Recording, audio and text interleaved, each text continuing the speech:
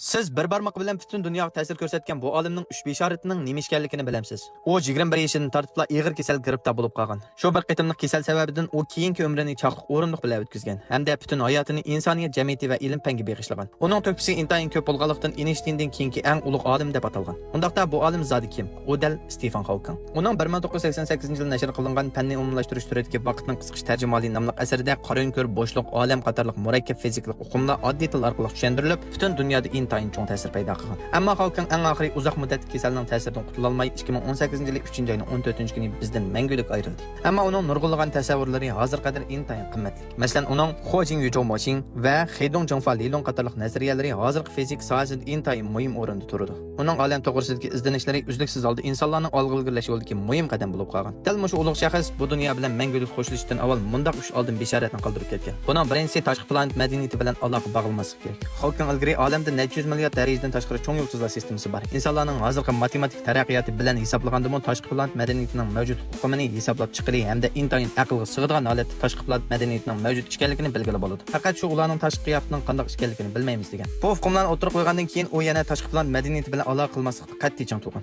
Chunki uning qarashicha tashqi planet madaniyatining olam dengizdan kesib o'tib yer shariga kelishdagi maqsadi cho'qim tinchlikni maqsad qilmaydi ekan. Bu xuddi ayni yillari Kolumbo Amerika qit'asi cho'ng quruqlikni bayqaganga o'xshash ish bo'lib, tashqi planet madaniyatining yer shariga yetib kelishi xuddi yer sharidagi hozirgi insonlarning ayni chog'dagi indiyalarning oldiga tushirib qo'yishi mumkin ekan. Ikkinchisi, yer sharidan boshqa planetga ko'chib ketish kerak. Xalqning qarashicha garchi hozir insonlar kuchli muhit asrash ega bo'lgan bo'lsa-mu, lekin fan texnika va sanoatning ushqandek taraqqiy qilishiga ergishib, insonlarning atmosferaga bo'lgan buzg'unchiligi kun sari oshadi ekan. Yer sharining ilib ketish ahvoli kun sari og'irlashadi ekan. Agar mush yuzlanish bo'yicha taraqqiy qilsa, insonlar kelgusida sifatning yaxshilanishini ishga oshira olmay, cho'qim yer sharidan ko'chib ketishga majbur bo'ladi ekan. Amaliyotda bu dal Maskning Marsga ko'chish planining asosiy sababi. Uchinchisi, sun'iy idrokning tahdidi. Hawking xeyli burunlar bu nuqtai nazarni o'tirib qo'ygan. Ya'ni agar sun'iy idrokning taraqqiyoti cheklansa, u balkim insoniyat madaniyatini oxirlashtirishi mumkin. Bundaq aytganda, bu hozirgi zamon kishilari sun'iy idrok insonlarning o'rnini egilsa hamda insonlar mashina odamlarning bexatarligiga kafolat qilinsa, insonlarning qorong'u kelgusiga petib qilishini keltirib chiqaradi degan ansirishning sababi bo'lishi mumkin. Einstein ilgari Hiroshima va Nagasakidagi atom ishini ko'rib, kelgusida agar 3-dunyo urushi portlalsa, men insonlarning qurolning qanchalik ilg'or ekanligini tasavvur qila olmayman. Lekin 4-dunyo urushida insonlarning cho'qim tayoq tosh bilan urush qilganligini tasavvur qila olmayman degan.